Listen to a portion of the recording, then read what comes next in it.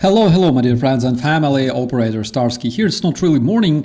I had some things to do, but I missed you so much, my dear friends. Keting, Newman, Michael, Totally Insane, Jamie and Ben and Steve and Val Hermes and Shaina, Totally Insane, Angie, Toby, and Nine Moon Planet, Writer's Eye, and the real Vladimir Putin there in the chat as well. Hello, my dear friends and family. Jellyfish, of course, I couldn't miss you. What band is this? This is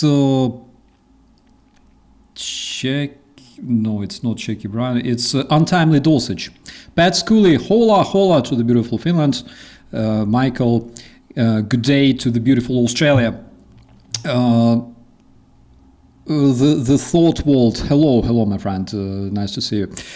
So, I must tell you this. You know, when I feel depressed, when I feel really bad, sometimes it happens. For example, I'm missing my lunch, you know, or like general, I'm feeling hungry.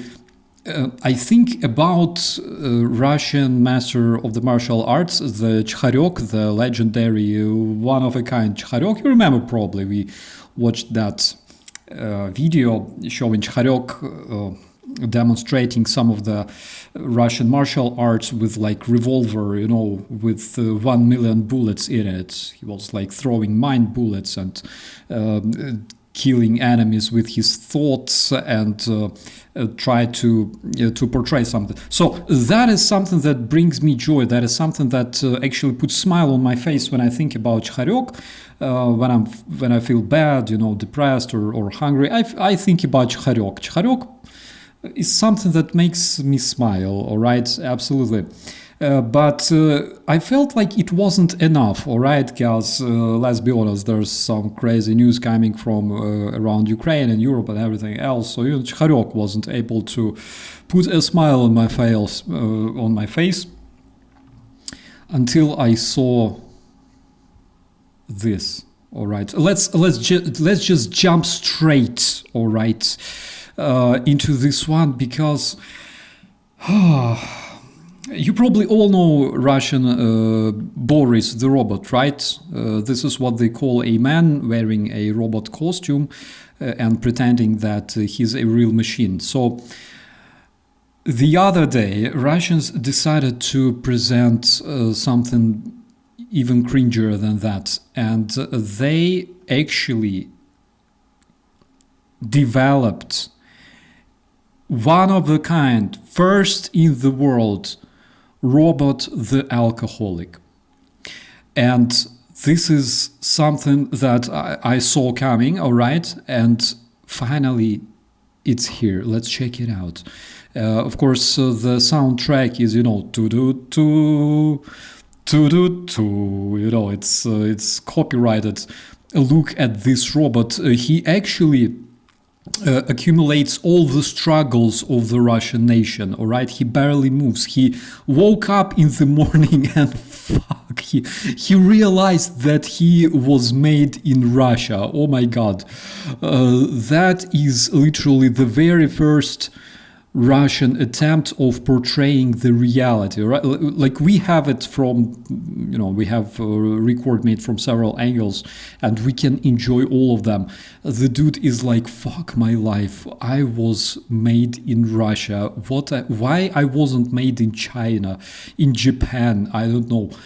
What the hell? And he's like, guys, do you have some... and he gets destroyed instantly. Oh my God, this is just so good. Look at this one. He can barely move. All right, he's like, oh shit. It was supposed to be the best day of my life, but they woke me up and they brought me to all those people. I'm like, he's like, friends, do you have 100 grams? I really need a cold one, or I will just, and then he just collapses. That is so beautiful. My friends, this one is just so good. Like, That is the Russian so-called analog of "нет" right there, all right? I'm not sure. Maybe he just ran out of vodka. Maybe he runs on vodka, actually, but the problem is the engineers overnight, they realized that whatever they had, before the presentation wasn't enough. So they snatched they sucked some out of the robots, and basically he ran out of fuel. But the coolest thing about this, my friends, is that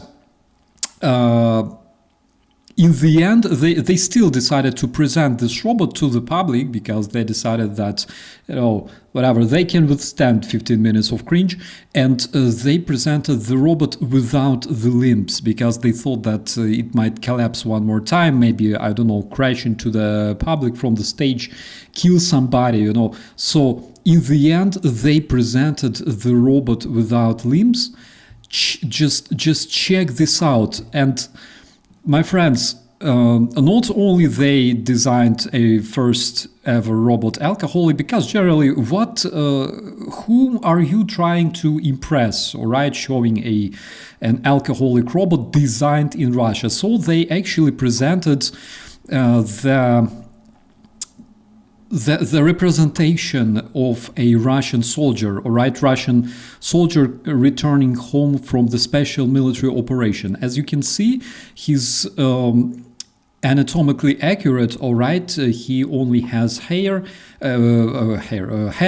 He only misses arms and legs. So basically, it looks legit. It looks like a legit Russian soldier returning from Ukraine home, and basically doing what the Russians do all the time, basically drinking and trying to drown his life in a bottle. Let's see what they say. Способен реализовать три важнейшие функции: передвигаться в пространстве, перемещать. The host says, this robot is able to perform three most important functions. First function is move in space, all right, move around. It collapsed, but generally it moved, right? I mean, it wasn't just lying down, it moved before it collapsed. So, yeah, that's legit. Предметы и взаимодействовать с людьми. So it can also move the things, and it can also interact with the human, which is the main reason they removed his arms and legs, alright? Because looking at the way it fucking moves around, I think it was a good idea to remove his arms and legs to make sure that no one gets hurt, alright? Let's continue, because this description is absolutely amazing, my friends. Это робот, который не просто способен выполнять команды, но также и взаимодействовать с человеком естественно и эмоционально. So he says this robot not only can perform different commands and execute different commands and things like that, but it can also interact with people in a very natural way. And we basically saw the way it interacted. It was like, friends, I need a cold one or I will literally fucking die right now. And he just fucking collapsed on the ground. Oh my god, I cannot laugh, all right? I was laughing the whole fucking night since yesterday when I first saw this one. And when the host is talking, all right, look at the robot's face. All right? Который способен реализовать три важнейшие функции. The dude literally has a hangover right there. He's dying. Dude, stop talking and give him some vodka or some, I don't know, window washing liquid, because he's naturally dying. Looking at his face, first of all, it's fucking pale. It's pale. He's like, fuck my life. Who are these people? What am I doing here? Kill me.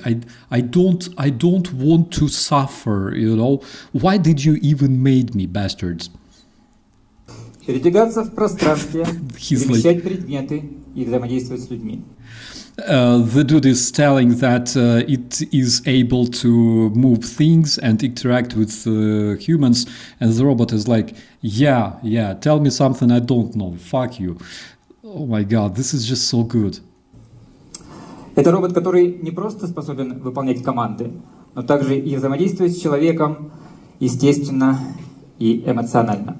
Yeah, so this robot not only can execute commands, but also interact with humans in a natural and emotional way. And the dude is like,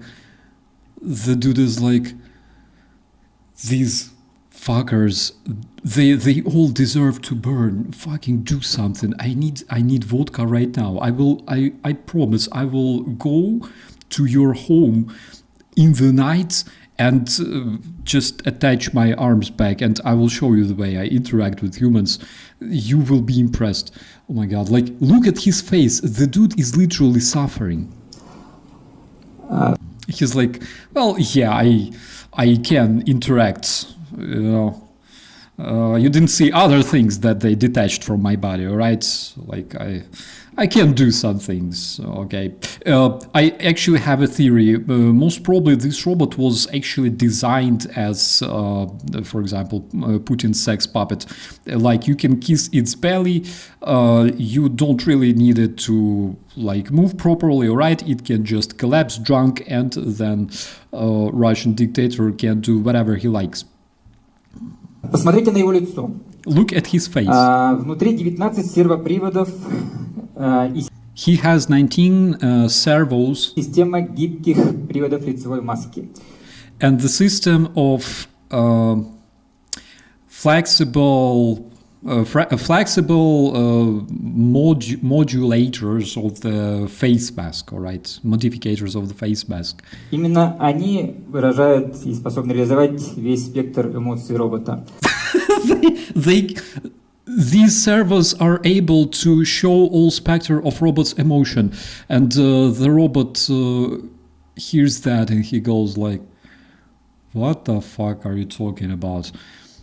This is so good." А силиконовая кожа разной жесткости способна передать нюансы микровыражений. He says the silicon skin can show all sorts of, micro emotions of this robot. The robot is like, oh, kinda, yeah, kinda can, all right. My God, this is the best day of 2025. I swear.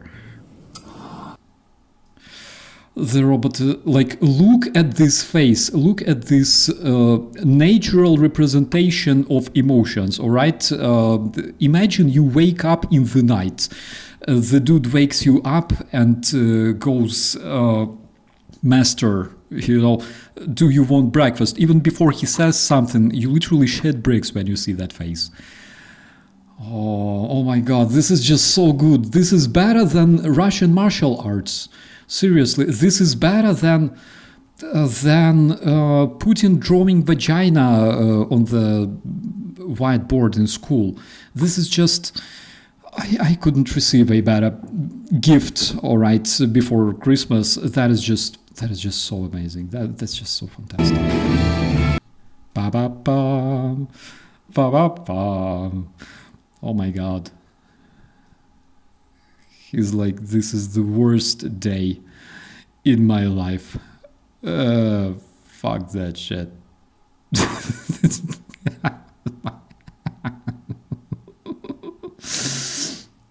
Yeah, so basically that is when they decided to revive the robot Boris. I don't think that we will see more of this creature anytime soon. It decided to freaking self-terminate. Oh my God. No, I left enough since yesterday. Let's switch to some other news, because we have some actually very good news coming from Ukraine. Ukrainian company Global Mark presented its new drone that can be used as a reconnaissance drone, and also the combat drone, the one-way drone, all right? You can notice immediately that, in a way, it looks similar to the Russian Orlan, like the one that we have disassembled in 2022. The video is still available somewhere. So this drone can be used for several missions, all right? It can conduct reconnaissance and also deliver quite a few kilograms of explosives and happiness to the Russian invaders, effectively turning them into a fertilizer. So I believe that we will see them used very, very soon, all right, against Russian targets. And also the coolest thing about this drone is that it's called RS P800. RS was my call sign in the National Guard, by the way. So according to Bloomberg, I need coffee. Oh my God. Russian Idol. Jesus Christ. Thank you so much for this present. All right.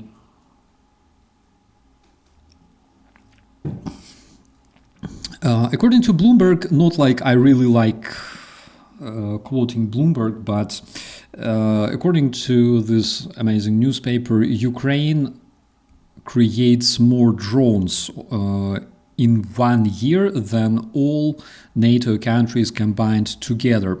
Ukraine has approximately 500 different enterprises that produce approximately 4 million drones of different types, starting with striking drones that are used at a long range to cheap FPV drones.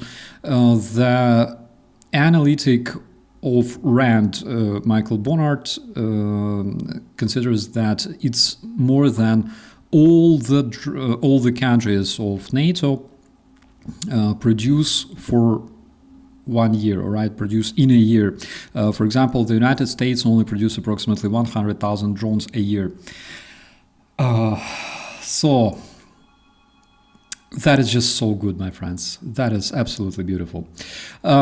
Ukraine learned how to install the bombs, the Ukrainian aerial bombs, into the Tochka-U long-range missiles. That is a very cool innovation, and the reason they started doing that is because Ukraine had quite a few missiles, all right, for this platform, but those missiles actually lacked the warheads, and you can install all sorts of warheads on this missile, but we lacked the warheads, all right, and primarily the missiles that had warheads, of course, they were used already in 2022, improving the Russian invaders, and this time Ukrainians actually learned how to install the aerial bombs instead of warheads, which is actually very cool, because the aerial bomb weighs, I believe, a bit less than the warhead that was initially used in this missile, and that is why the missile gained some additional range or speed due to that. So, according to Business Insider, very, very soon the French so-called wall of drones will be deployed to fight Russian Shaheds and gliding bombs. This is an innovational system of air in terms of air defense that was designed by the French company Trade. According to the reports, this system is already brought to Ukraine, and over the upcoming weeks it will be actually deployed in order to protect Ukrainian citizens and Ukrainian cities from the terror Russian Shaheds. So basically, what kind of drone wall are we talking about? We're talking about a bunch of smaller drones that are launched, and in the air they create something that reminds of a minefield, only in the air, and they are basically able to stop all sorts of threats. So doesn't matter if Russians build 1,000, 2,000 drones a day, doesn't matter anymore. Ukrainians will be able to intercept all of those. And one of the most important things is that we will be able to intercept the terror Russian gliding bombs, which is a nasty, nasty threat.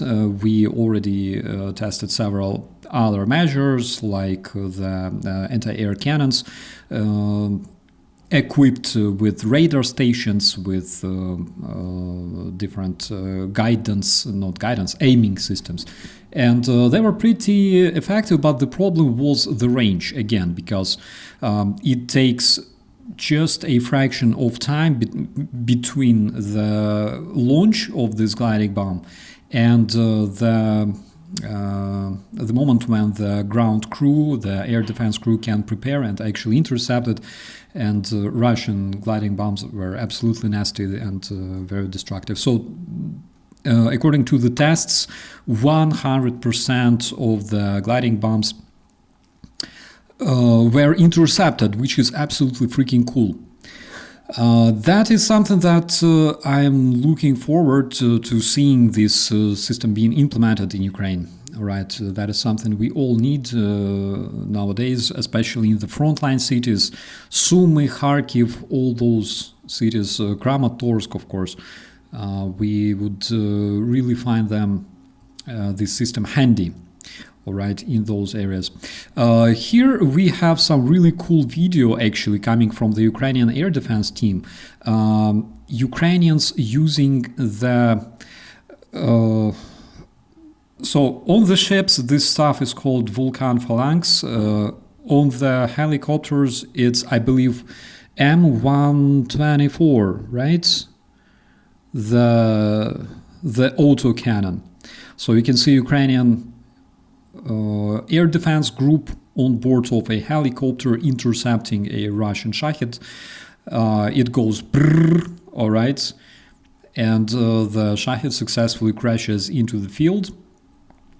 I think this looks amazing. Guys, let me know if is the correct name of the cannon, M124, M134, because I don't remember. All right, I didn't have a M134. Yeah, thank you, Trine. I didn't have it installed on my BTR, unfortunately. So that stuff is really, really cool. And switching to some more good news, this time coming from the terrorist territory, from the terror Russia. Holy Gatling for Yuma, 100%. The news coming from the terror Russia in Budyonovsk, the Russian Stavrolian enterprise was hit. According to different reports, there were at least 3 successful strikes. All right. Так сильно зарево. Yeah, the Russians are admiring the view. All right. I think it's beautiful. Yeah, and here's just a bit more footage.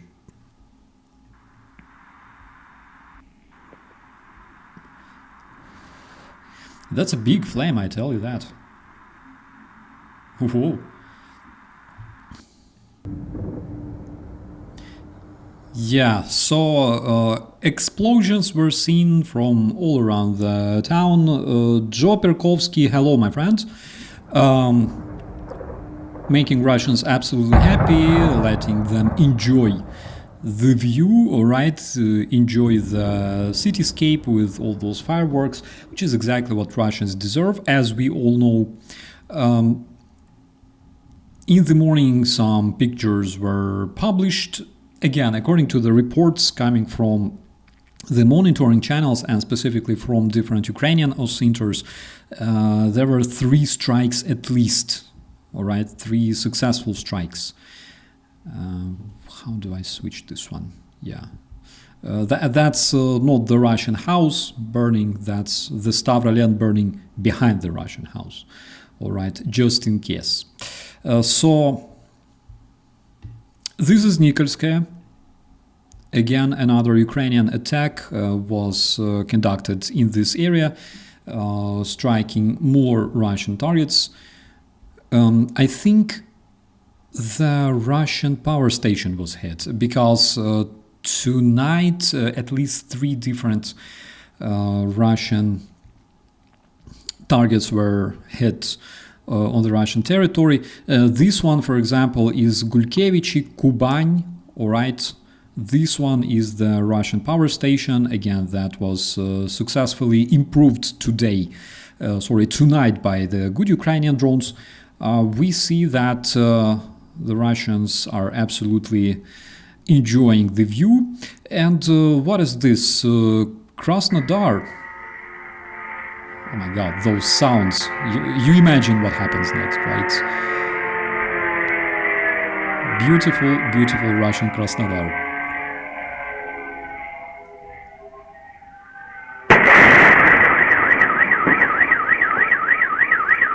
That was loud.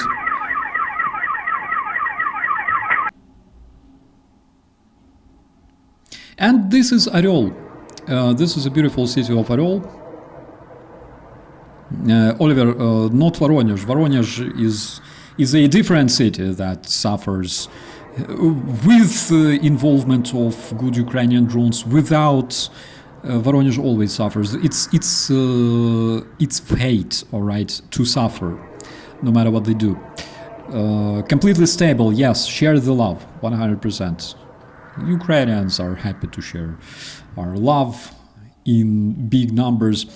So this is something that might actually remind you, all right, of the white phosphorus, which is not the case. That is the burning debris of one of Ukrainian missiles that one intercepted. But looking at this stuff, I immediately recognize, I have this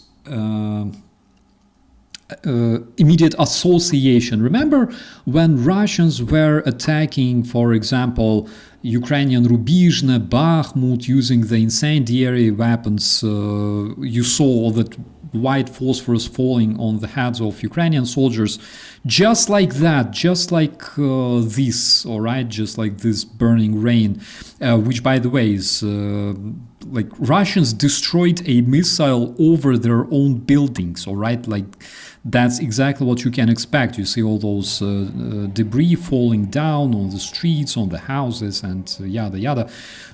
Just how much karma actually works, right, my friends? We've seen that in 2022, all right? In 2022, in 2023, we've seen that, but only the real incendiary weapons, the white phosphorus falling on our positions, on our cities, on Bakhmut, on Rubizhne.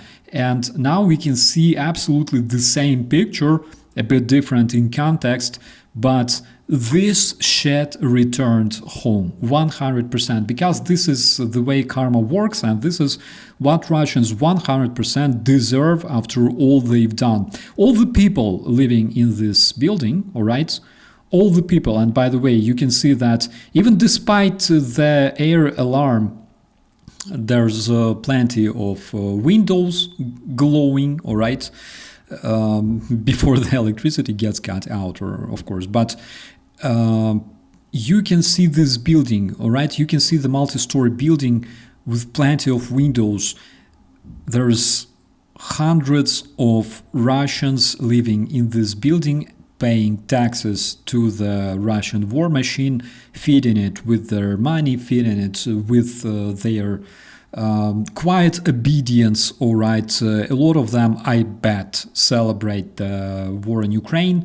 And of course, I bet that a lot of those Russians living in this specific building are very, very happy to read news, for example, talking about another Ukrainian power unit being destroyed, freezing Ukrainians. They were the people who watched Ukrainians or Europeans, right, eating hamster soup in those cringy Russian advertisements. And that is something they 100% deserved and allowed to happen in their country, all right? There is only one man to blame for this, of course. We know this individual's name, right? But besides that, we should also remember that it would never happen without the quiet compliance coming from all those people in this house, in other houses. You see, they have cars on the parking lot. And unfortunately, this is the reality. Here we have some more footage coming from Russian Orel. They say, "Oh my God, look, fire!" Dude, it's not even a fire. Fires were happening in Kyiv, in Borshayivka, in Sviatoshin areas when your troops were launching their missiles and shells in 2022, in 2025. The fires were happening all around Ukraine, and they still do. That is not the fire, all right? Don't be panicked. Don't be a wuss, all right?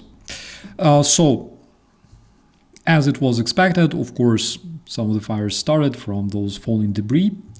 So maybe orcs will reconsider next time they want to shut down Ukrainian missiles. Maybe they would just let them fly towards their targets peacefully, because generally speaking, Ukrainians never strike Russian civilian objects. We are not Russians, we are not like them. We hit Russian military objects, Russian refineries, and Russian military plants precisely. So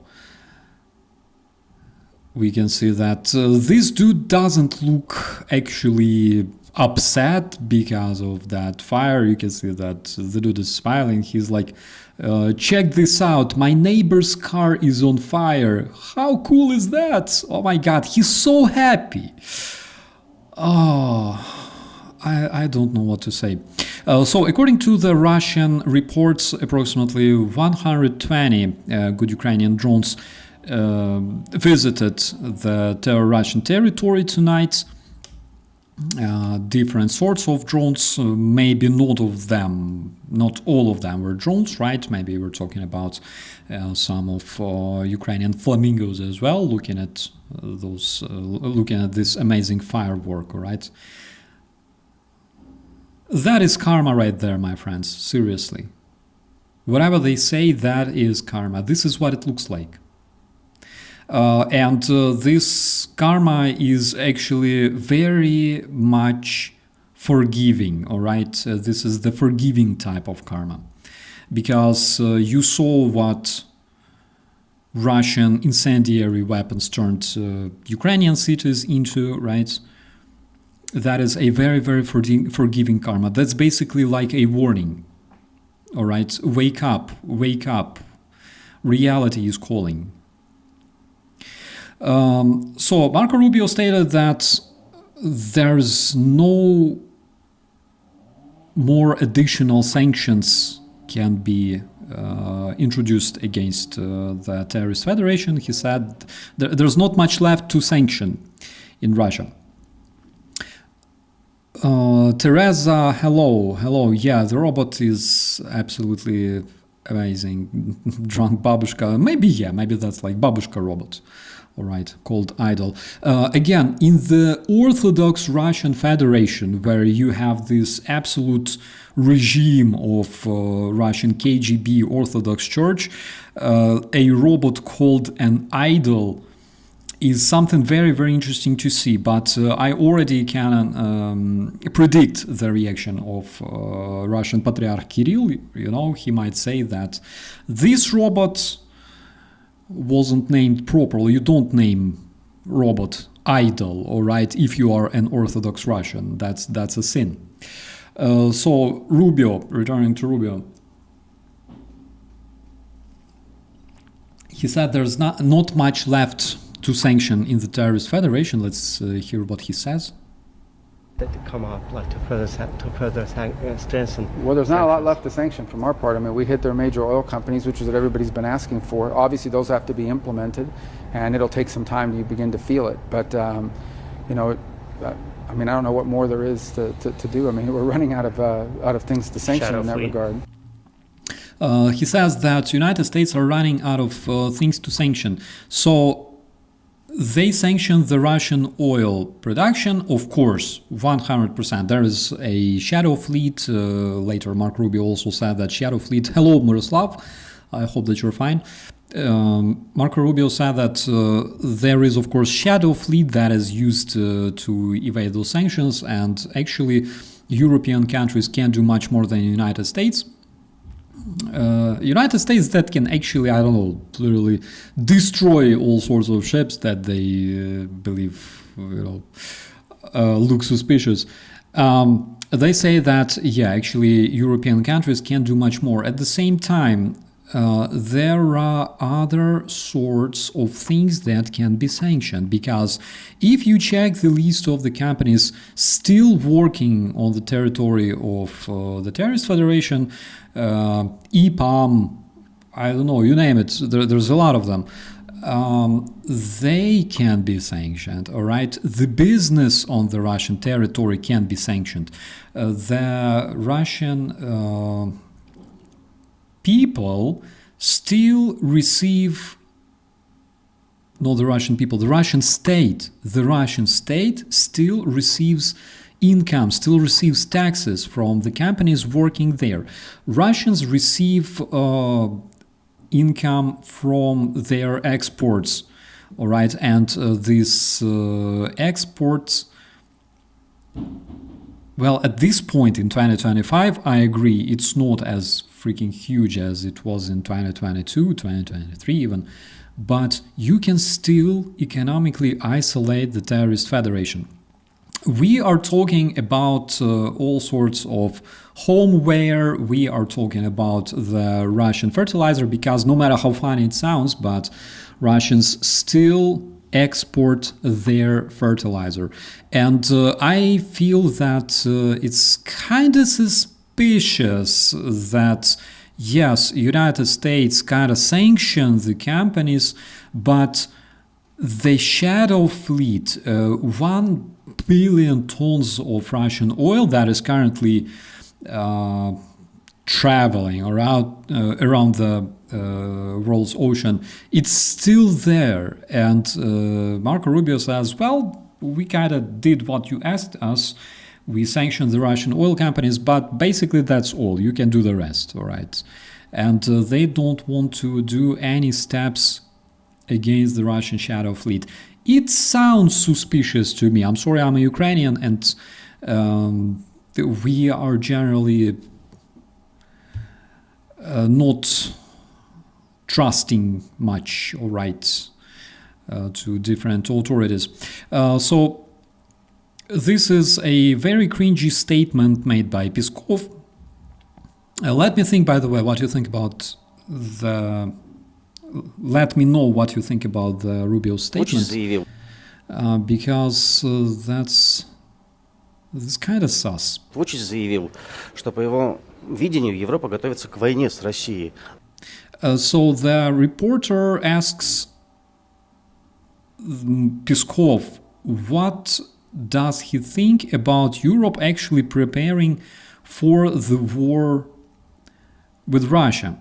And this is just to show you absolute absence of all sorts of logical reasoning, all right, in Russia. Why? Because Russia is stockpiling weapons. Russia is developing and building its military bases along the Baltic, along the border with the Baltic countries. Europe is stating, all right, every single week that Russia can invade before the end of the decade, and Russians are the main reason why, for example, German army is preparing, why French army is preparing, why Baltic countries, Poland, why those guys are preparing. They are the reason, because they don't show any signs of peaceful intentions. They're ramping up the production of missiles, of drones. They send drones to the European countries. They are preparing for the invasion. And this fuck actually asks, what do you think about Europe preparing for the war against Russia. That is the good example of Russia's cartoon, all right, the bubble they live in. А мы видим это и готовимся ли в свою очередь? He says Europe is preparing for the war, and we see that. Do we prepare? All right, do we prepare ourselves? Наше видение совпадает. Действительно, очень такие сильные промилитаристские настроения в европейских странах. He says, yes, your vision corresponds to our vision 100%. We can see plenty of militarist agenda in the European countries. Они вымучивают из себя дальнейшее увеличение военных бюджетов. He's nagging that European countries are trying to increase their military expenditures because Russia, all right? Because Russia is such a peaceful country. Look at all those Russian kids. Look at how peaceful they are, right? Look at the Russian kids, those smiling Russian teenagers wearing those peaceful brown uniforms, all right? Taking selfies with those peaceful Russian invaders returning from Ukraine. Look at those peaceful Russian guys. They wear uniforms just to demonstrate how peaceful they are, my friends. They talk to the Russian invaders who returned from the so-called special military operation, right? Because they want to know how to build peace in the world. They march because they march for peace. Those amazing Russian kids that just a couple of years from now will be massively signing contracts with the Russian Ministry of War, right? They will be turning into the cannon fodder for the upcoming war in Europe. And they will be sent to Czechia, to Baltic countries. They will be sent already, not as just, those beautiful, peaceful and happy marching Russian kids. They will be marching with the Kalashnikovs, all right, in their heads. Those peaceful Russian kids, look at them. This picture, by the way, is taken in one of the training camps for the Russian kids. Look, that boy holding Kalashnikov over here, he's peaceful because it's a peaceful Kalashnikov. Look at those peaceful Russian teenagers. Well, they're wearing camouflage, I agree. Generally, you wear camouflage because you want to survive in the fields longer than your enemy. You want to avoid being seen, right? You want to make sure that you can eliminate your enemy, but do it peacefully, all right? Russia is a peaceful country. They, yes, there are Russian teenagers marching with AKs here, but that is peaceful Russia, all right? And at the same time, Europe, for some freaking stupid reason, decides to arm itself. Militarist Europe, all right?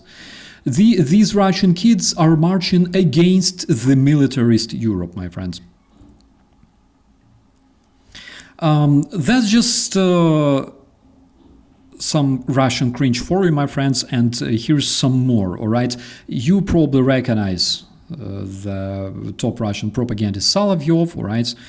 The dude who actually retransmits the ideas straight from Kremlin. There is Kremlin develops topics, all right, to raise during his live broadcasts, and whatever Solovyov is saying to people, all right, the way he directs their attention, that is exactly what Kremlin wants, all right, that is exactly what Kremlin wants the Russian people to hear. Not from Medvedev, not from Putin, but through talking heads like Solovyov. Let's hear what he says.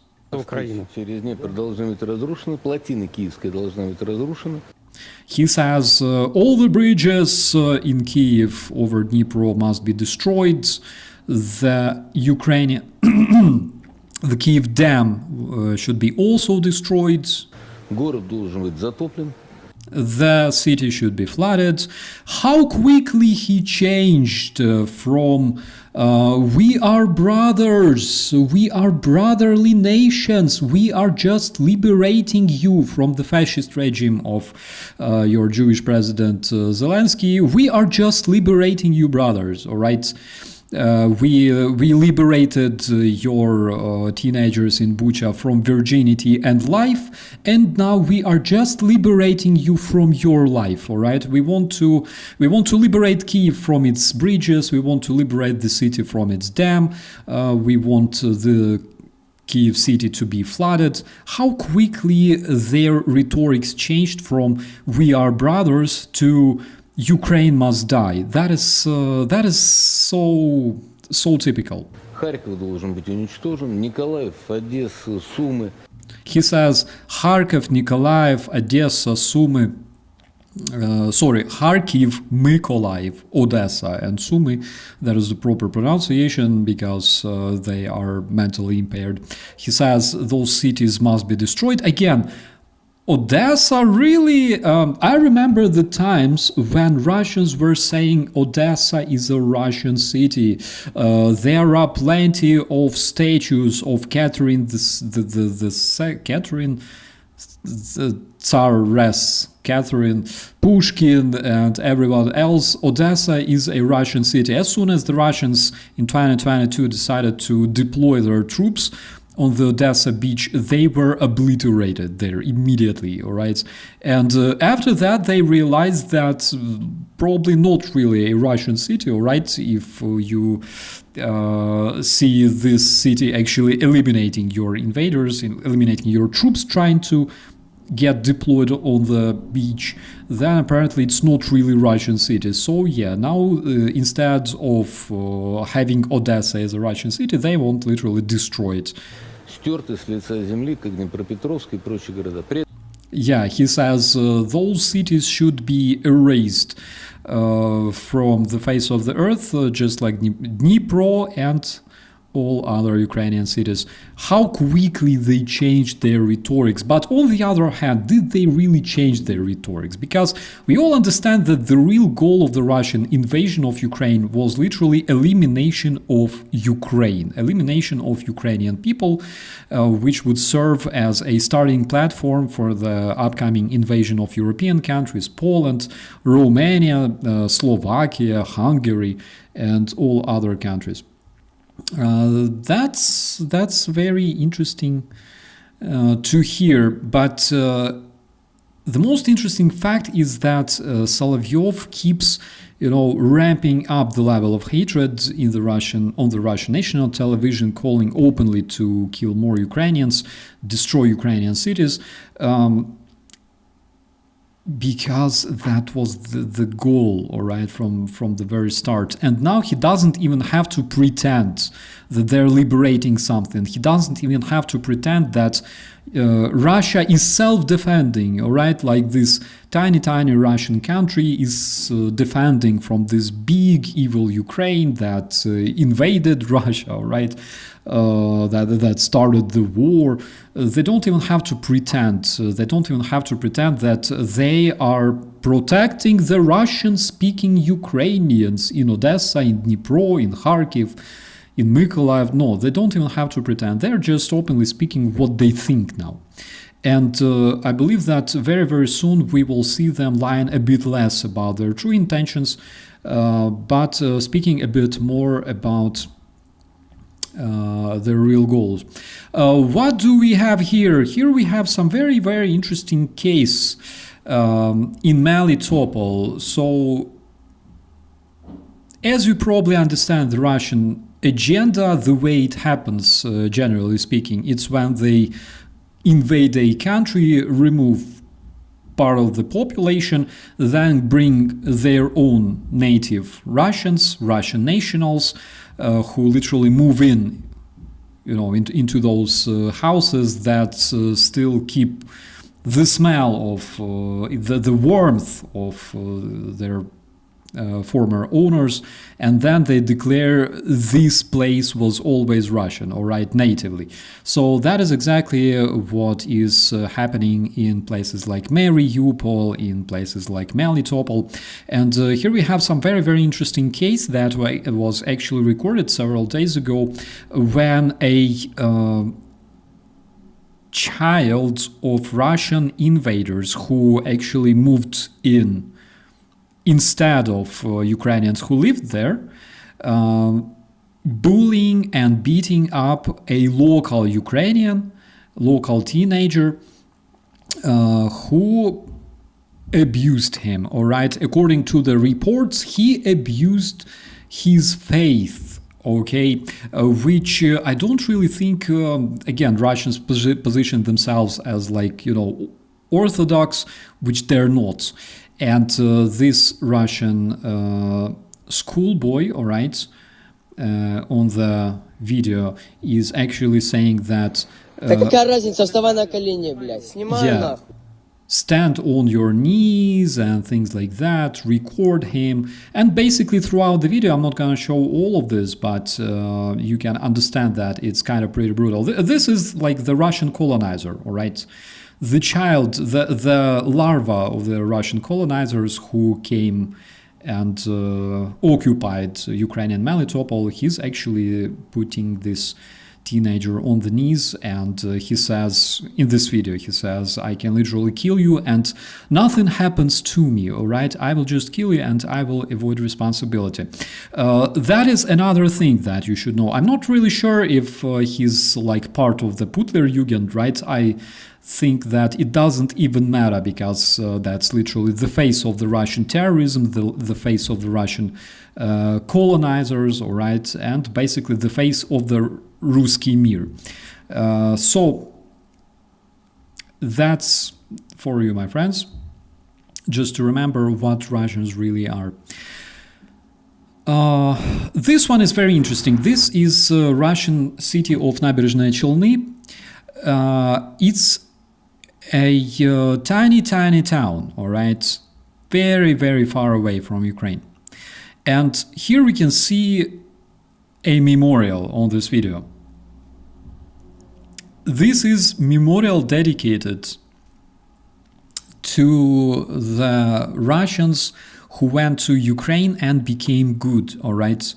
And on this memorial, my friends, there are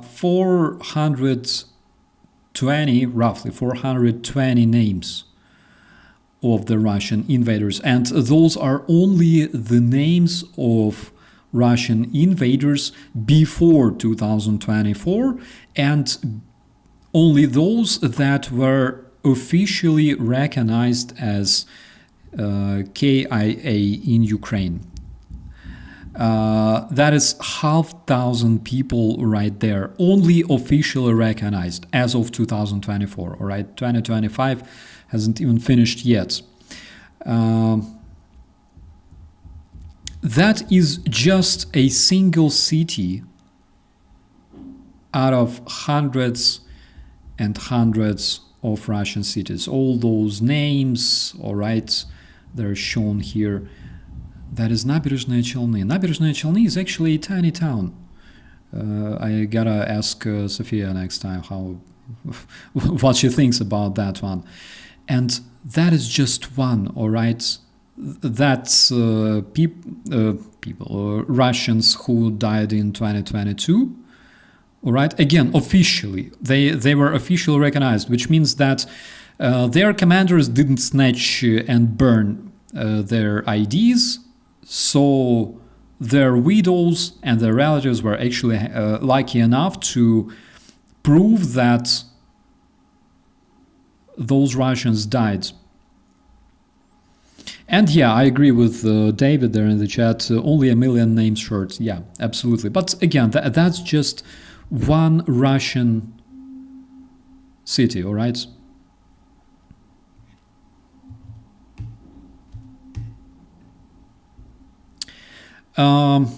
This one is actually, oh my god, this one is actually very cool. So the Russian invader, and you can actually see that it walks like zombie, all right? It walks like a freaking zombie here on this video. So he decided to test the so-called invisibility code, all right? Because Russians are making and disseminating those so-called invisibility codes that are meant to protect Russian zombies from Ukrainian drones. And judging from this footage, didn't really help this one, all right? Because and look, he walks, it walks, it's alive, and here it decided to freeze, all right, freeze on one spot. And you see that good Ukrainian drone, probably good Ukrainian drone literally crashed into the zombie because he didn't see it, all right, because the invisibility code actually worked. And by the way, you can see that this invisibility code, all right, is covered in this cursed, absolutely unorthodox, satanic American MTP camo, all right? Probably that was another reason. I don't know, or maybe it's because the MTP camo is actually so good. I'm not joking, it is good. That you see, like the dude blends with the environment, but didn't help him much. All right, as a result of this. Impact, you can see plenty of cotton as usual flying around, all right, after such an impact. That is something that boggles me, all right, every single time when I see Russian invaders becoming better, all right,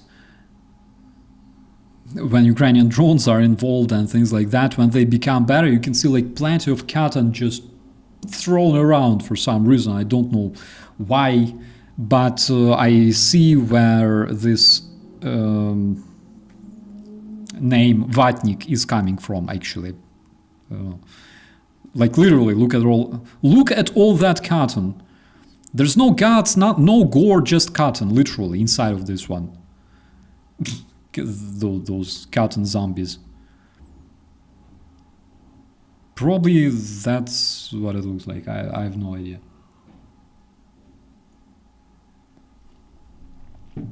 Yeah, so one thing I can tell you for sure, Russian codes don't work. And just to finish the topic of Russian alcoholic robot, all right, I want to take a puff real quick and drink some coffee because I need it. Before we continue. So Alexander Dugin, so much admired by Tucker Carlson and other pro-Russian imbeciles, Alexander Dugin actually reacted to the presentation of this amazing Russian robot, the alcoholic, and he wrote a post in his Telegram channel. I will read it for you in just a second because it's just so good, all right? But I need to take a puff.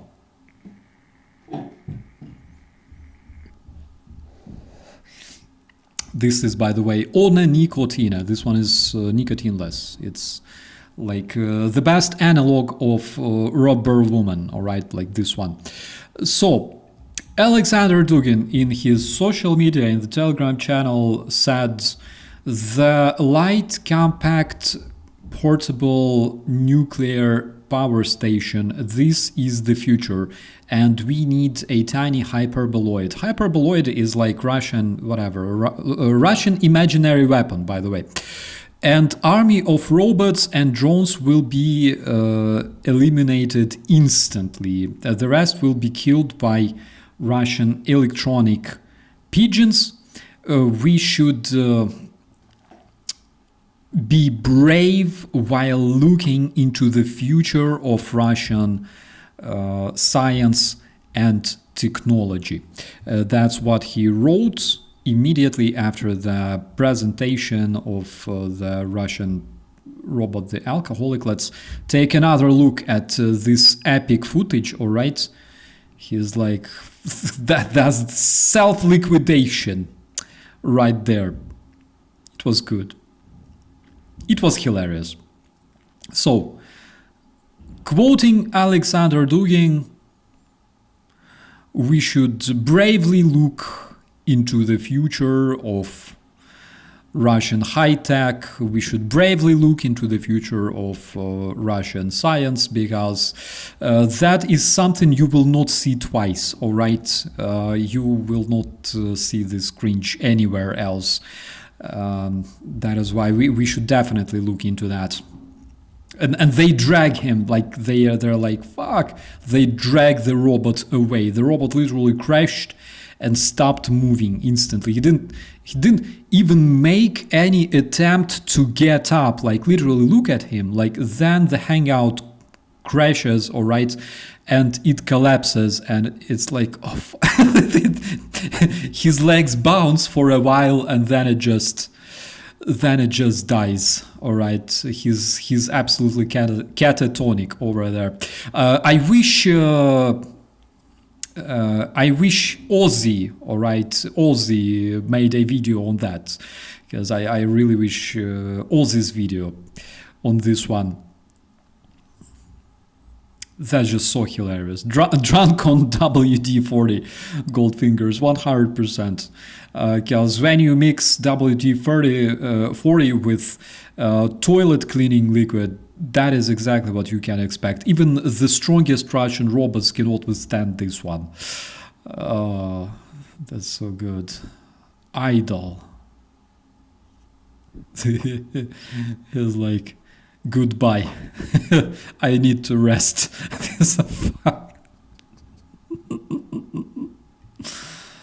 Oh my god.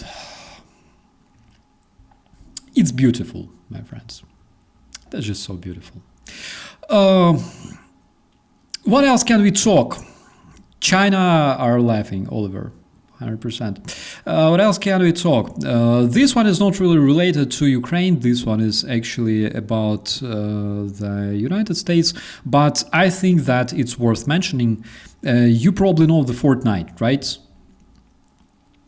The CEO of Epic Games,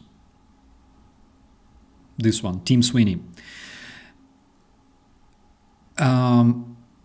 So he decided to invest and buy and basically conserve around 54,000 acres of wild land across North Carolina, so that this land cannot be built on. Nothing can be built on, right? This is the way Tim Sweeney decided to preserve the wild nature. And I think this is something very, very important. We gotta talk more about things like that. This man absolutely deserves my respect. And again, Fortnite, my friends. Who didn't play Fortnite? But that is something absolutely amazing and inspiring. And I hope to see more news like that, because wild nature deserves our attention. It deserves being saved. People who say, fuck, global warming never happened, you're just being overly dramatic, right? Those people are absolutely wrong, because scientists say otherwise. You know, scientists say opposite thing. So kudos to Tim Sweeney, kudos to all the Fortnite team. This one is good. Greg, I didn't play it either, seriously. Because I know that this one is eating most of the free time, and yeah, so I didn't even try this one. I have hard time even playing things like Microsoft Flight Simulator recently. However, I posted some of the reviews recently. There is a video I posted just a couple of days ago on my side channel about my new STOL aircraft from Just Flight. You might want to see it, all right? Because it turned out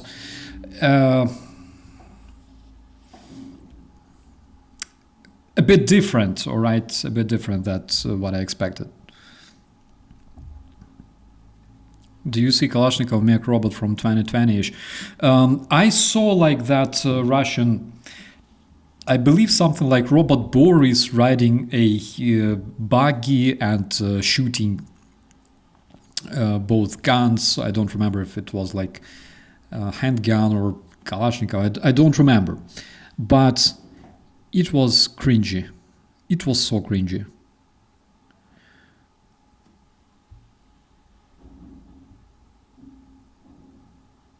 One problem at a time. Let's worry about climate when the war is over. That is how I look at it. Absolutely. I agree on that, Philip. I agree on that. We should understand the priorities 100%. You are absolutely correct, my friend. At the same time, in my personal opinion, we should also think about other things as much as we can, all right? We should do what we can where we are.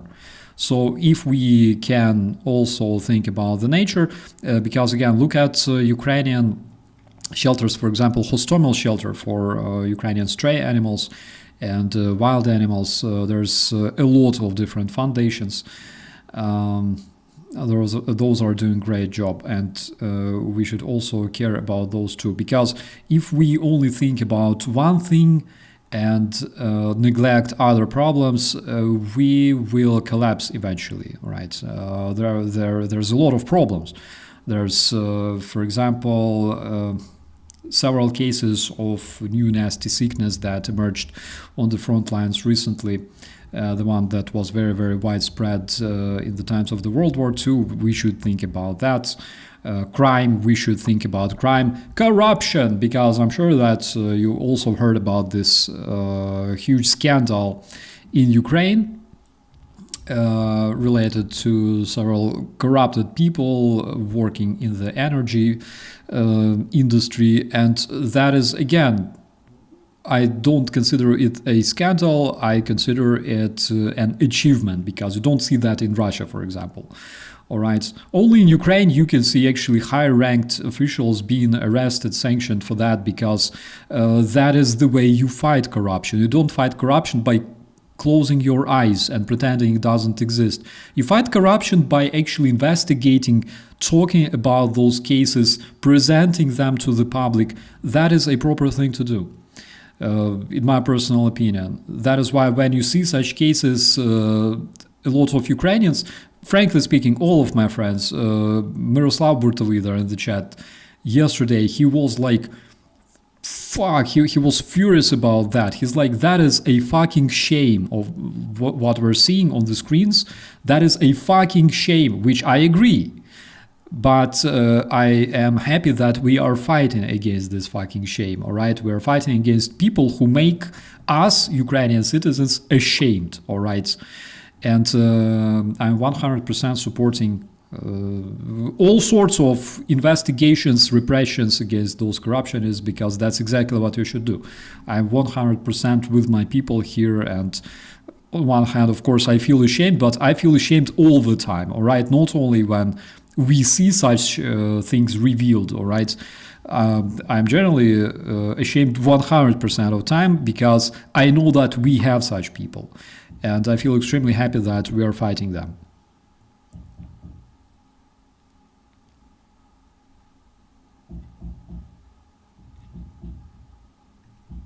I think that people who are on Ukraine's side will stay that way. The ones who are on the other side, yeah, absolutely. It looks like this, according to the statistics, my friends. There is approximately 14%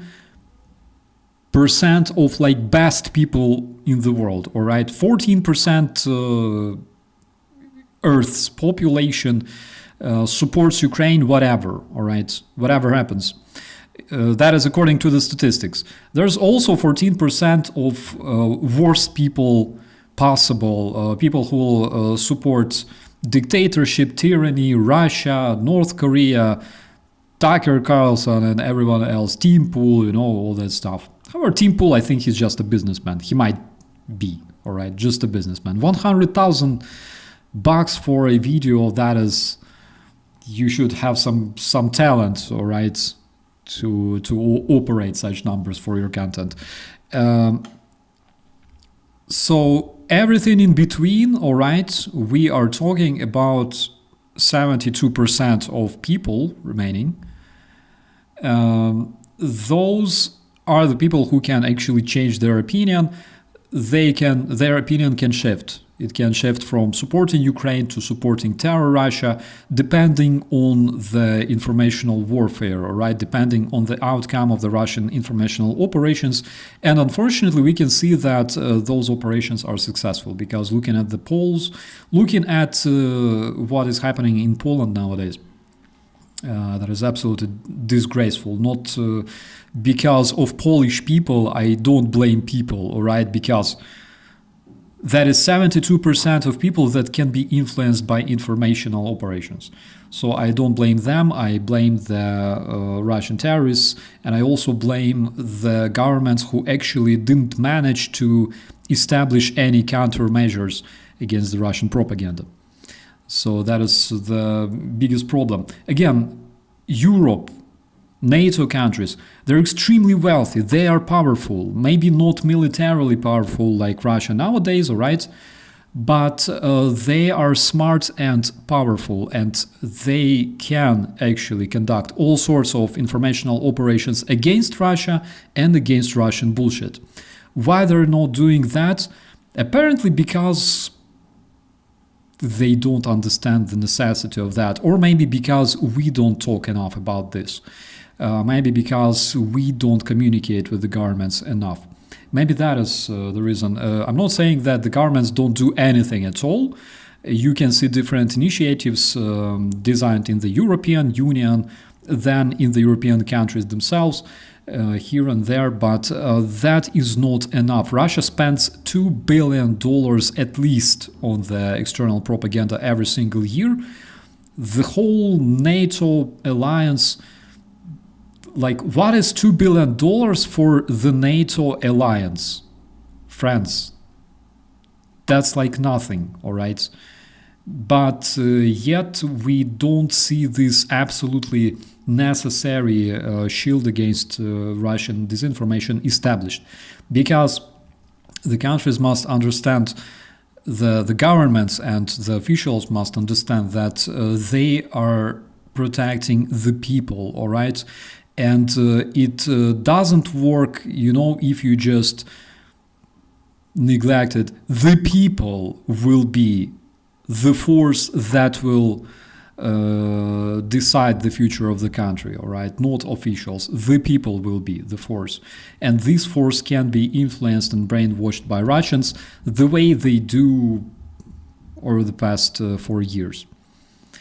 And that is extremely dangerous. That is something we should attract the attention of our officials to.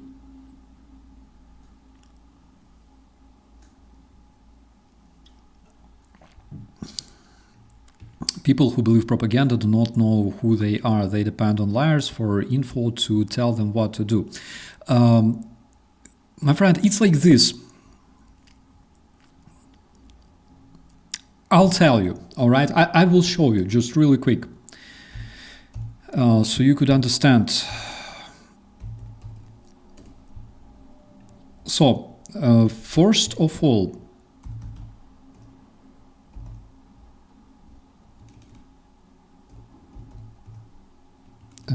let me just find the letters. Oh my god, I don't know where the T letter is. Shit. Yeah, here it is. Okay. So, for example, if you take a look at my tiny humble house in Kyiv, right? Generally speaking, it's not a big house. I received this house from my both parents after they divorced, right? Because I only lived in the attic, like all this, all this attic was mine. My brother lived on the second floor, and my parents lived on the first floor. So I received this house after my parents divorced, and they decided to gift it to me. And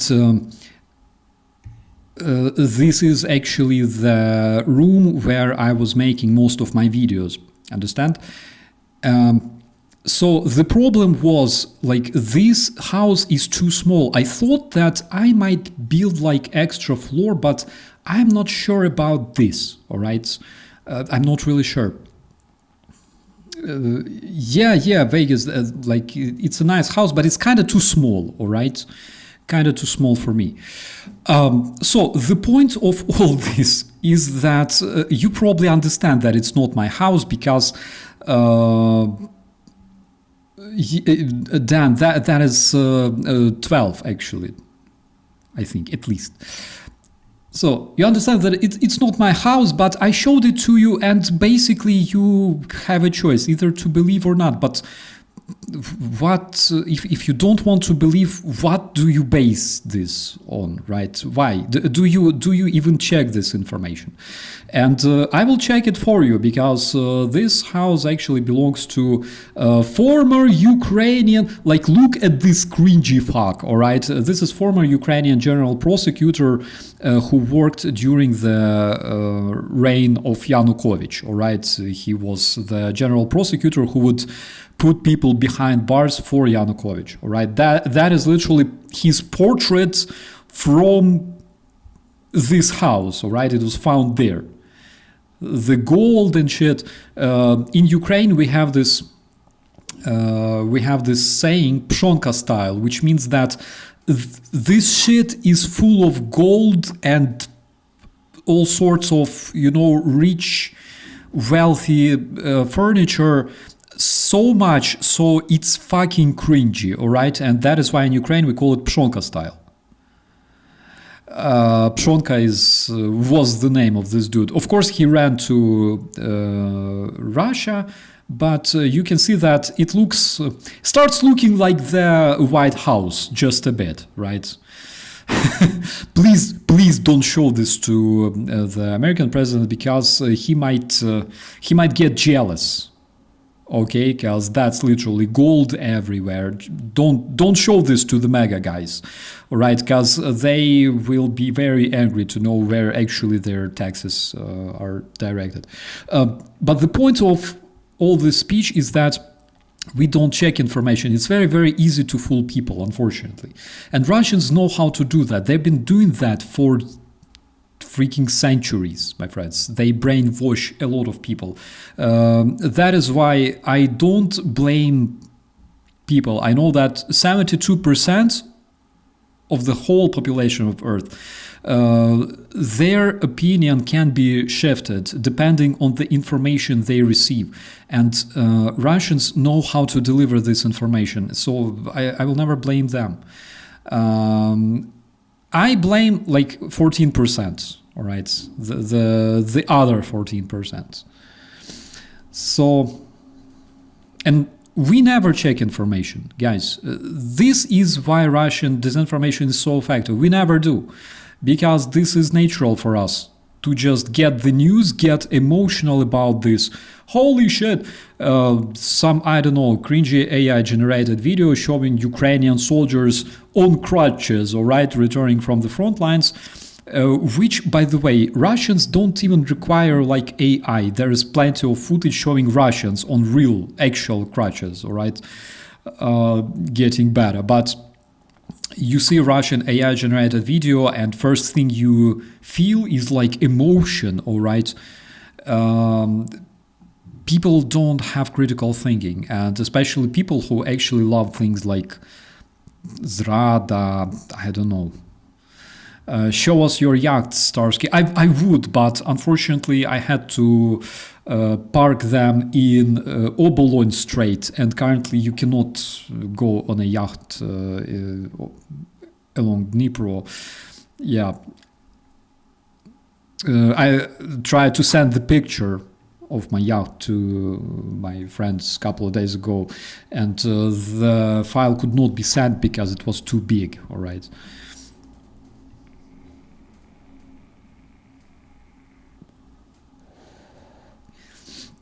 Lack of education about critical thinking from young age. That is true. But again, who educates our kids to think critically? Do we have this sort of education in schools?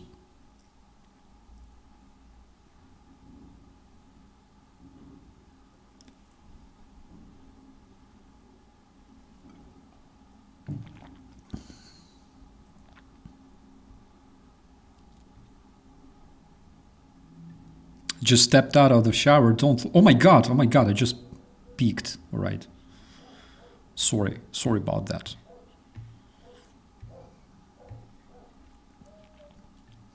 It's so easy to see through their lies. It's easy to those who understand what Russians really are. It's easy for those who understand that Russia doesn't produce motivational content whatsoever. Russia doesn't produce anything good, all right? They specifically produce tons of bullshit because that is something that touches like the emotional side of the people, all right?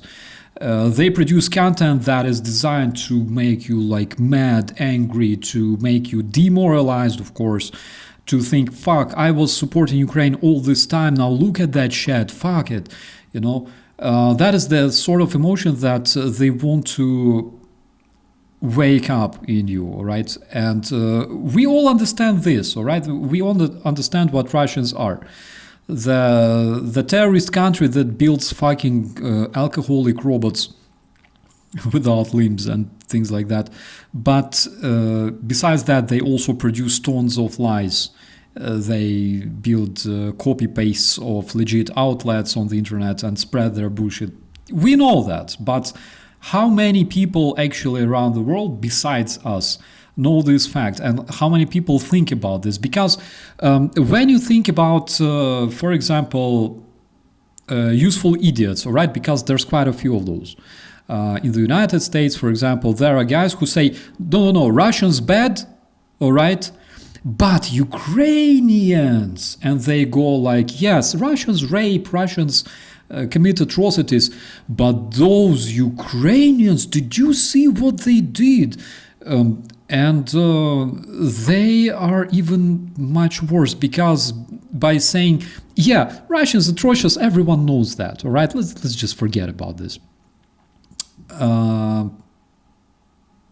By doing this, they switch, they shift the focus, right? Yeah, Russians like raped somebody, they shot some civilians, like what else can you expect? But did you see Ukrainians packing those people on the streets into the buses because their country is attacked? Did you see that? Like that sort of approach. It's kind of fun, all right, because it works. And that is why we should also talk about those people.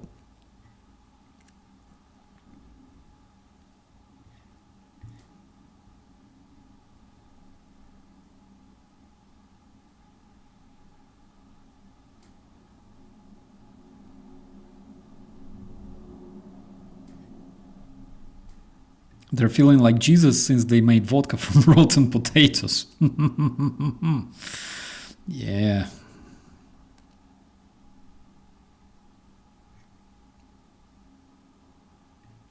Wish my parents sent me to critical thinking school instead of Sunday school. I agree on that. Oh my God, they stole your Sundays. That's insane. It's interesting that they pitch at idiots. I would say that they pitch at general public, all right? And again, general public, it requires a lot of research. If you want to influence the general public, all right, requires a lot of research. And also you have to split the general public into different groups. people who support you, like if I was making an informational operation for Russians, all right, then that's something that I would do personally. I would split the general public into smaller target audiences and then research the narratives that influence each of those target audiences. And I think that's exactly the way they work, all right? They have a target audience of Ukraine's supporters. They have target audience of people who don't support Ukraine. They have a target audience that designates people whose opinion can be shifted. They have a target audience, for example, of older, for example, Poland, right? In Poland, you have older people who were raised in the Soviet times, for example. They might not really like Ukrainian people, all right? They are receiving some specific messages. Then there are ultra-rights who also receive some specific messages, set of specific fakes about Ukrainians receiving all the benefits while Polish people are starving, basically like in Cardiff, right? They have plenty of target audiences designated, right? And they have a lot of narratives designed, the narratives, the disinformation designed to influence those target audiences. This is how it works. And unfortunately, we don't see much of counter action coming from the governments.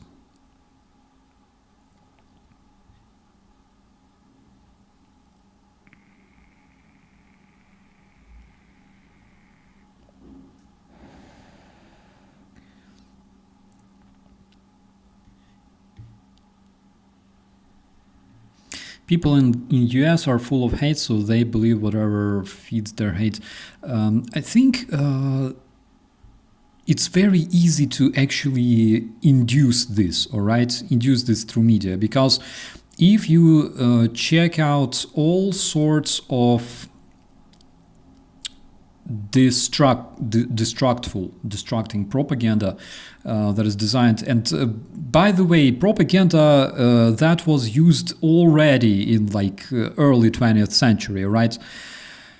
You can see that instead of uniting society, this propaganda is usually designed to separate society.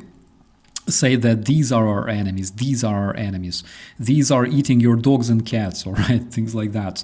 These are bringing like narcotics, and these are stealing your workplaces, all the vacancies, all right.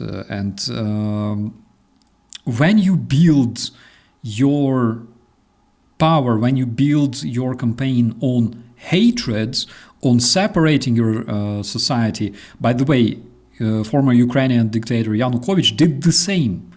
Absolutely. He separated Ukraine in 3 sorts. It was on the TV. So when you build it on that, it's actually, it's reliable. It works because things like hate, things like aggression, envy, all those things, they're very, very typical for us people, all right? For the general public. People need experience. Like, we are born evil, all right? I was always thinking about this. I even talked to one of the psychiatrists actually in Bonn, one of my friends. I talked about that we are born evil since the early year. Like, look at the kids playing in the sandbox. Like, this toy is mine. No, it's mine. No, fuck you, you know? And they start like beating up each other because of a toy. And they only become better after they're educated, after they're told, no, dude, let the other kid play with your toy and enjoy the feeling of that. Help somebody, all right? Help that grandma cross the road, all right? Do that. Help someone carry like a heavy bag. Do that and enjoy the emotions you feel when you do that, because those are the kind of emotions you never feel otherwise, all right? That is something you cannot buy. That is something you will not find otherwise. Help people. Be a better version of yourself, all right? When you go to bed, look in the mirror and say, tomorrow I'll be better than you are today. And prove it with your actions. People have to be educated about this, because otherwise you don't have that experience. There are no people to tell you that, okay?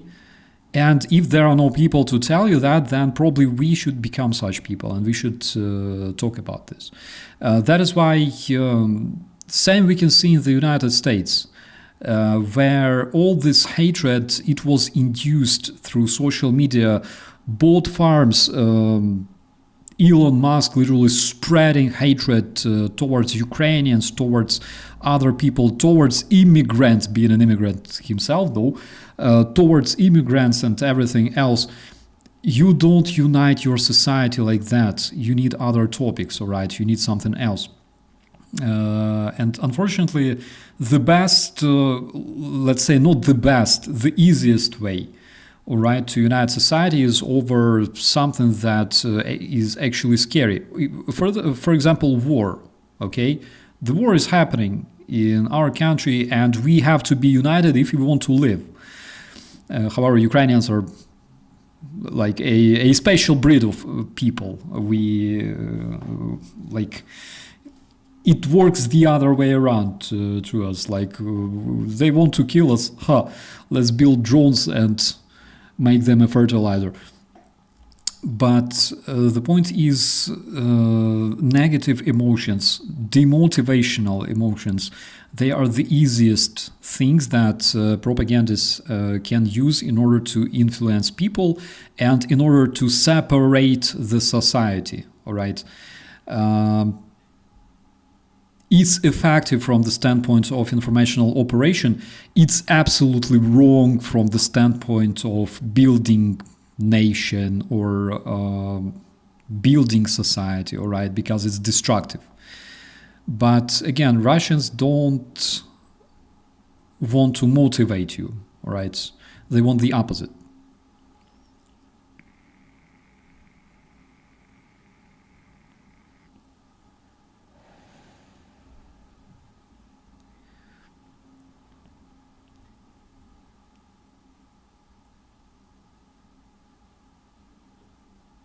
My grandparents were children of immigrants and raised in the Depression, fought in World War II.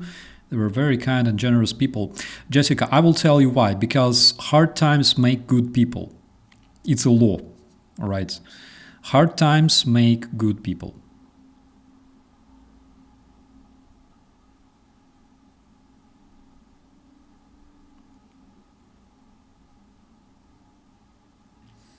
Bannon was the first American who learned how to manipulate the algorithm to make people more hateful. Was he the dude who did Nazi salutes before Elon Musk?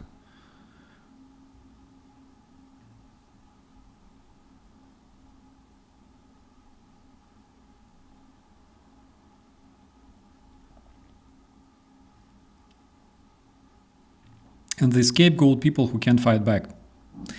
Absolutely. One thing that I believe Trump didn't really understand was that you cannot challenge Ukrainians. Ukrainians love challenges, all right? You say you are weak, Ukrainians will do whatever it takes to prove that you're wrong. And remember that disgraceful meeting in the White House, in the Oval Cabinet, when they said, you have no cards. Fuck, Ukraine has built a gazillion of drones and destroyed half of Russia's oil production facilities throughout a year, right? So that is something that I believe Trump didn't expect. Maybe he expected to actually convince Ukraine to cede something, but Ukrainians just said, look what we can. All right. And this is motivation. This is something that we actually need. This is what you see in the army a lot, if you're a sergeant or if you are a private and this motivation comes from your sergeant. This is something that you see in the army. So that one actually worked. And now neither Trump nor Putin can understand what to do next. I know what to do.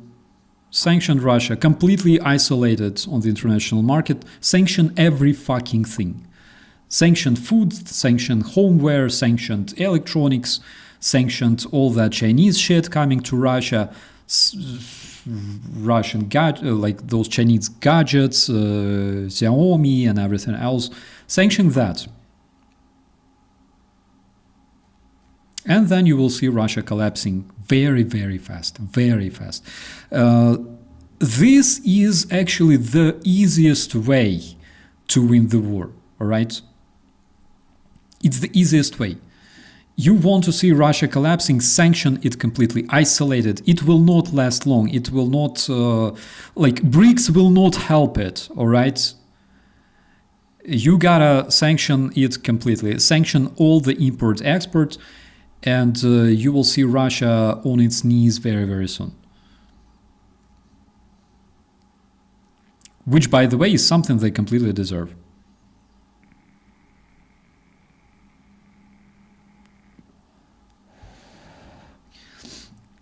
Russia thought Ukraine was weak. When the Russians attacked Ukraine, they were met with hot lead.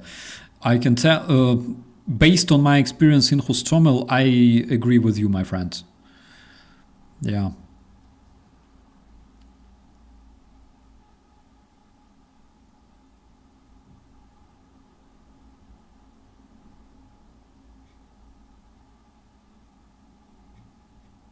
Yeah, this one. Steve Bannon wrote an article in 2013 telling idiots to look to the Kremlin, the place that prays to Satan missiles to save Christianity. Absolutely. The same with all other propagandists. Tucker Carlson, enjoying pumpkins in the Russian, French supermarkets. Again, French supermarket in Russia, ban that shit. Sanction that franchise, all right? That is something that will work. The sergeants make the man tough, absolutely. And if you love your sergeant, all right, if you admire your sergeant, it's a bad sergeant. You gotta hate this man. That's the reason why I was a bad sergeant.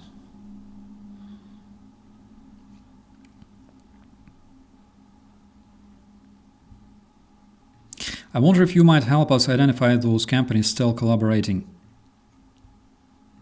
Let's check it out. Let me close the photo of my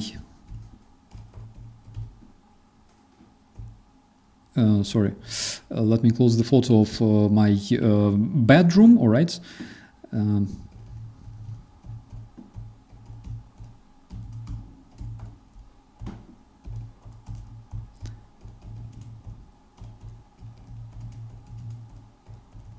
So everything is there in the internet, all right? You just ask which companies still operate in the terrorist federation, and there you have it. Auchan, the French supermarket franchise, Unilever, Procter & Gamble, PepsiCo, Burger King. It's all there, all right? This website called leaverussia.org. I will throw it in the chat so you can check it out yourself. There it is. Stop doing business with Russia. And you basically have it here. Philip Morris, Cherry Automobile, PepsiCo, Japan Tobacco International, Geely, Mars, Nestle, Metro, Procter & Gamble, Huawei, Coca-Cola, HBC, yeah. So all those, Ferrero, OTP Bank, we had OTP Bank in Ukraine. L'Oreal. If you ask Russians, if you ask Solovyov, for example, Solovyov will tell you that Russian women can easily paint their lips, all right, with beetroot. They don't fucking care. So why do they need L'Oreal? Fucking sanction it. That's it. Unilever finally left in 2024.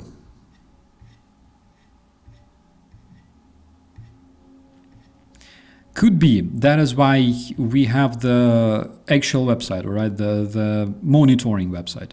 We know that 527 companies left, but more than 1,700 companies still operate. 527 companies left, 589 withdrew, 771 suspended, 111 pausing investments, 491 scaling back, and 1,700 still operating. 1,700 companies, for example, like Ashan. Imagine what sort of income is that. Russia can literally fund their war against Ukraine for decades due to that income alone. And that is why those can and should be sanctioned as well. And that's easy. Seriously. That is something that can be done. All right. What's the most needed thing, all right, for Russian population? Medicine. Leave the medicine, all right? Let them have it. Let them have plenty of meds against diarrhea. That's something that Russians really need nowadays. Everything else should be fucking sanctioned, and we will see Russia collapsing in just a few days. They cannot smuggle stuff, you know. They cannot smuggle phones, gadgets, computers, food using their shadow fleet. They won't be able to do that.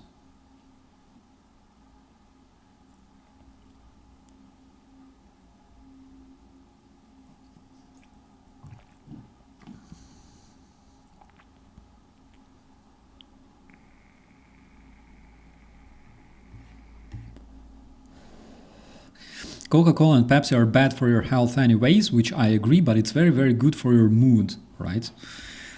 Because to think about this, and I think we will slowly switch to discussing the main topic of this stream, the food, right? When you think about this, okay, there's plenty of harmful food, all right, like fast food, like sweets, like Pepsi and everything else. And if you want to stay healthier, you should avoid it. You should eat more salads, you should eat less salt, less sugar, all right? But what are you turning your life into eventually, if you do? Let's imagine you stop consuming all the goodness and you're left with like a beetroot, a lemon, and a bunch of potato and rice. What you're turning your life into, it's turning into hell. You will get so depressed, so you have more chances to actually, experience some kind of health problems compared to if you just eat what you like and enjoy it, all right? Stop buying Coca-Cola Zero Sugar.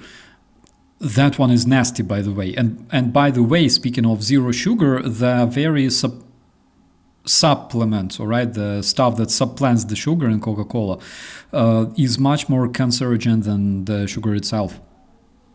So it's not like we should eat some kind of nasty shit every single day, but we should be able to reward ourselves with something tasty. I think so. Eat fruit, absolutely. Yesterday I made another bunch of fruits with yogurt. Oh, but before I did that, I cooked something better.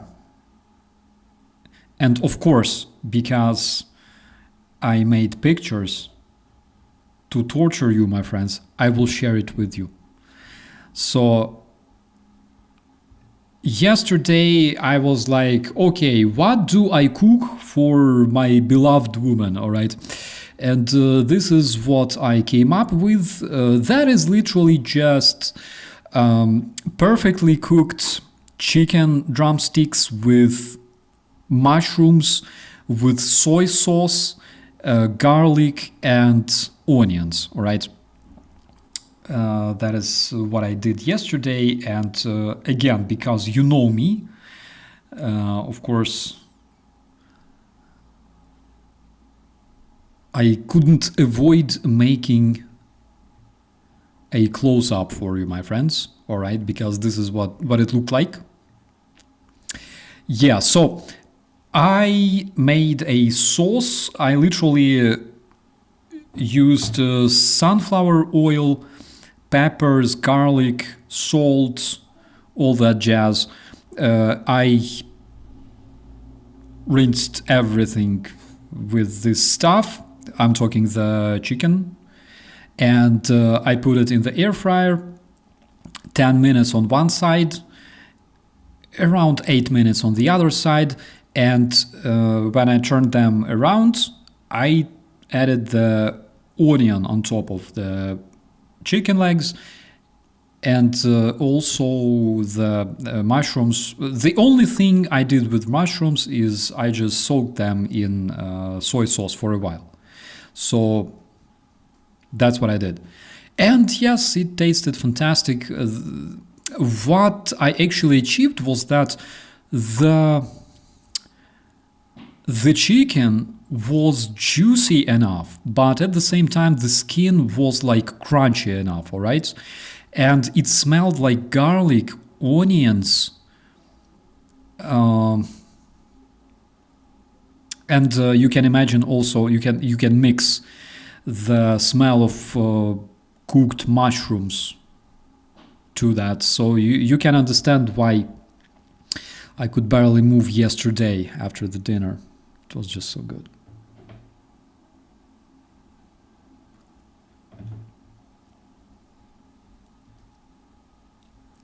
Yeah, soy soaked mushes.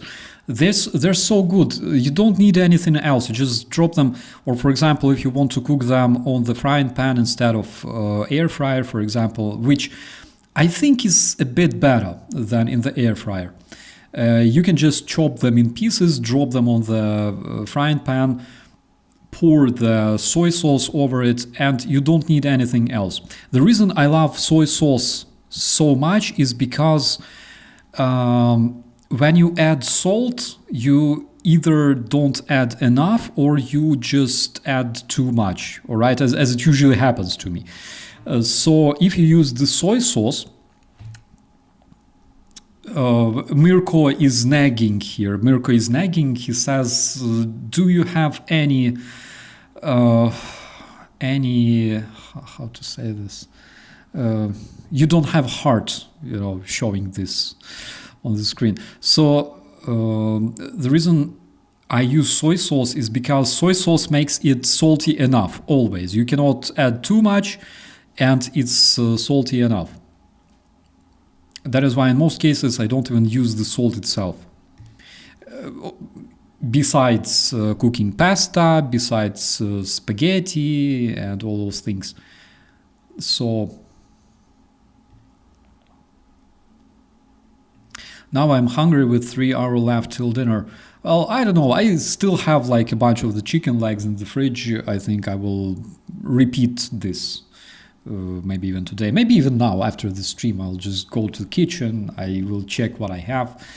I have eggs. I can boil eggs, and you have no idea, my friends. I'm so happy that I can eat the boiled eggs because several years after contracting COVID, the smell of boiled eggs would literally kill me. And now I can enjoy them. I can just boil 20 eggs at a time and have like 10, all right? And I love this, with like mayonnaise on top. Japanese soy sauce is the best on the market. Yes, I agree. I use the soy sauce that is called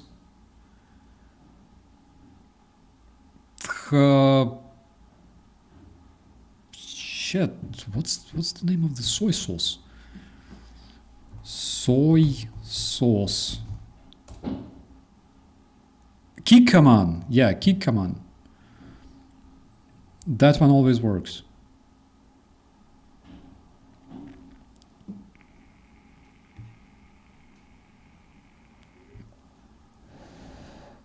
Orcs can fly.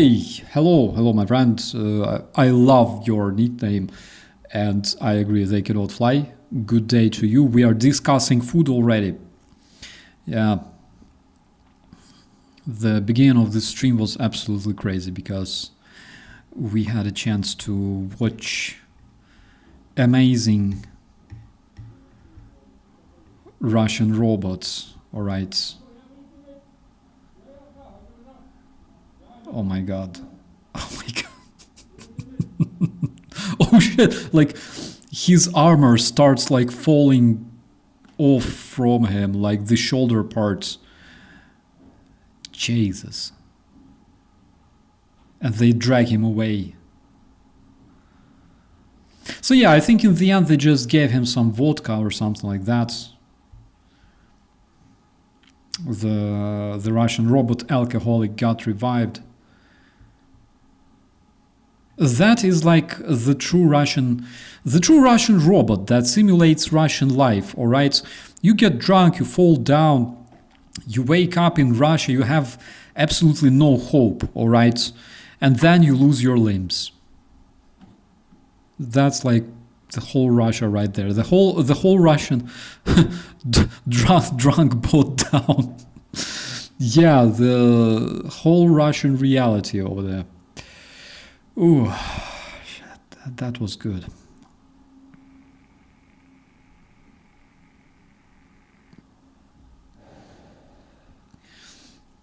The curtain, yeah, they decided to hide this disgrace from the Russian public, and but the biggest disgrace was that after that they gave that interview saying that our robot can move,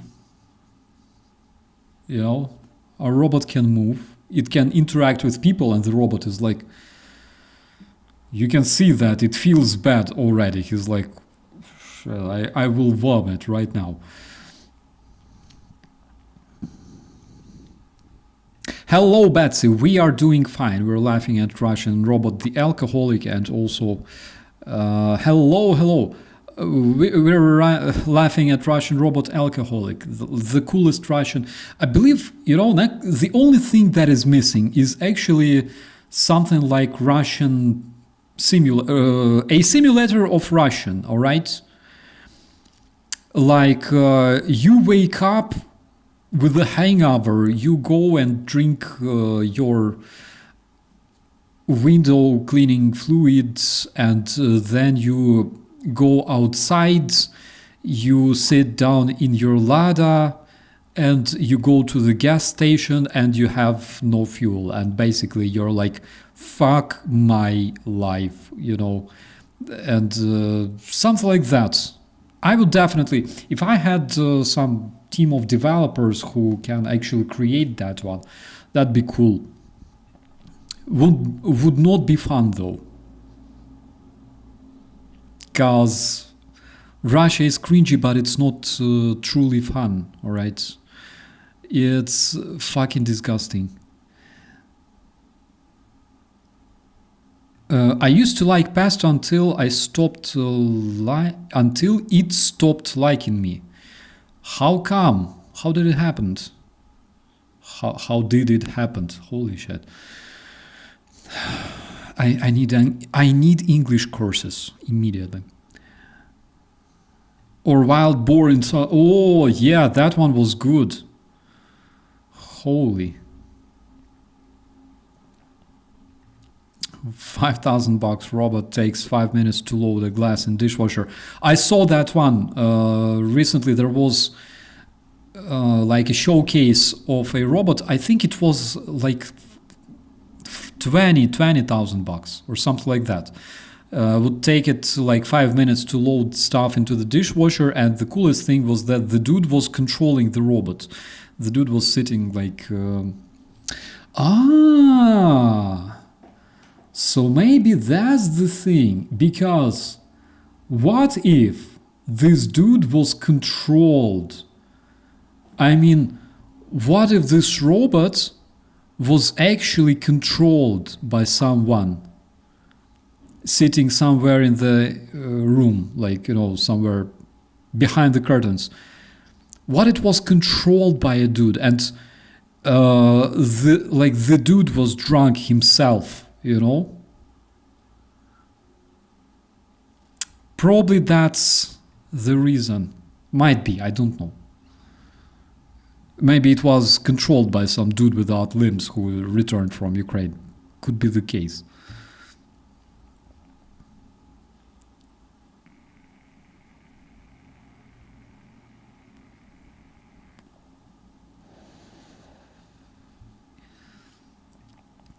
English curse, Mebus.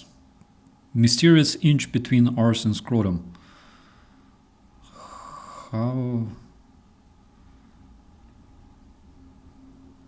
How was it measured? I want to know.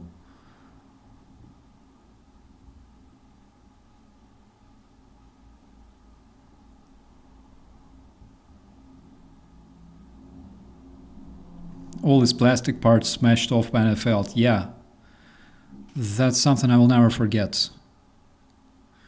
Tonight, I will go to bed, and before going to sleep, I will just think about this robot and fall asleep happily.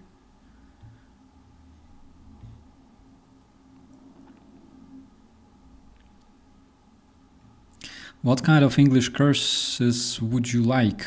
What kind of English curses? I love when British people say wanker. That is so, that makes me laugh so bad. When I curse someone, I go like, you wanker.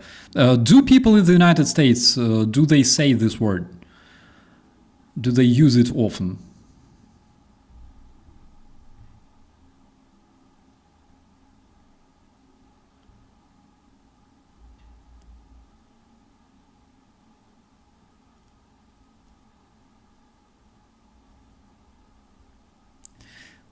Taint talk with Starsky. Never thought I'd see the day. Yeah, Ali, you're not the one. The little spider that was in my other video, it's still there. It also didn't think about this one. I was recording a video for the other channel for the Microsoft Flight Simulator related, and while recording, I noticed a huge fucking spider emerging on the wall, all right? It's in the video, by the way. And then after the record was finished, I noticed that the spider disappeared. And it doesn't mean that there's no spider in the room anymore. It means that the spider is there somewhere, all right? Like hiding somewhere, maybe like under the table or like somewhere under the bed, or maybe like even under my chair. It was nasty. I know that Ali would definitely comment on that video, all right? That specific episode.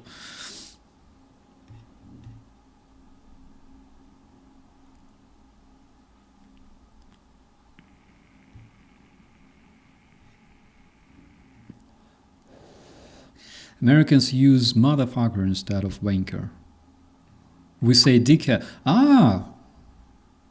You see, my streams are so educational because I learned so much beautiful things from you, my friends.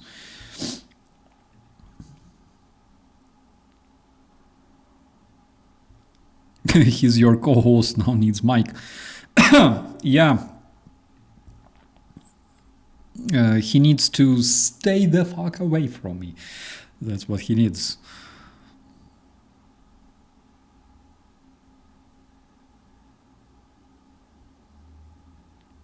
We started using cooking vodka at work to insult our Polish friends when I couldn't remember Kurka vodna, correct.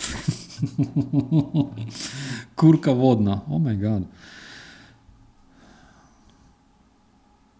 My pet huntsman is still in my room. Gave me a visit a couple of days ago. Is he like roaming free, or she?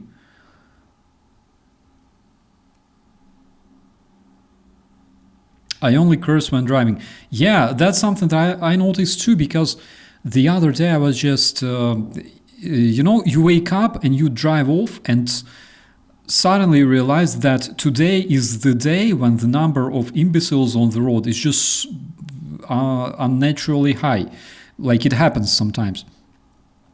Sometimes it's fine. The other day it's like just the concentration of those who want to kill you on the road is just too high for some unknown reason.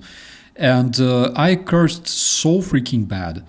And my lady looks at me and she told me, like, dude, that's bad, what you're saying. And she's right.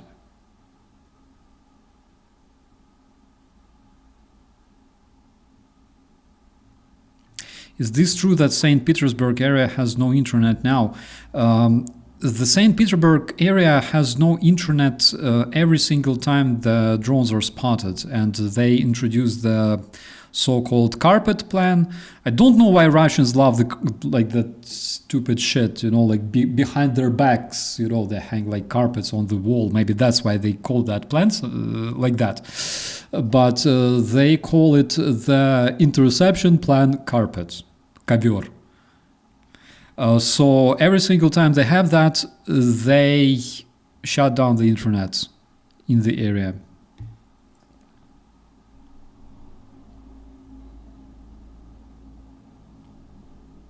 You kiss your mom with that mouth. My mom, by the way, called me this morning and she says that she's watching every single video. All right, every single video I'm making. That is why I think I should really curse less. Probably.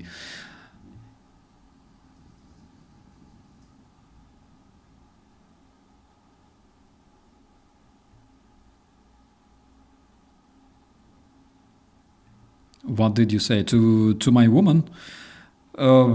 She's right. She's absolutely right. Sometimes I literally, when I drive and there's like a lot of those people trying to kill themselves and me on the road, I curse a lot. And on the other hand, it's like pretty much deserved, all right?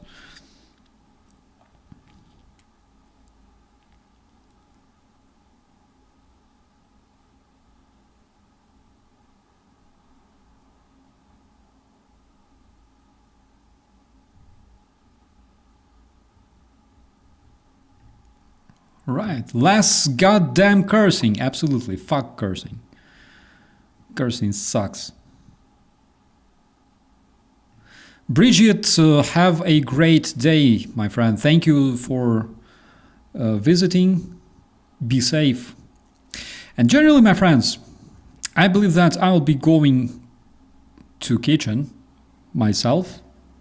Because I really had no breakfast. I'm committing this crime every single morning, and yeah, it's bad. You should always have breakfast. Breakfast is the most important part of the day, my friends. So have something good, treat yourself. I have been to Austria once, but I was just passing by.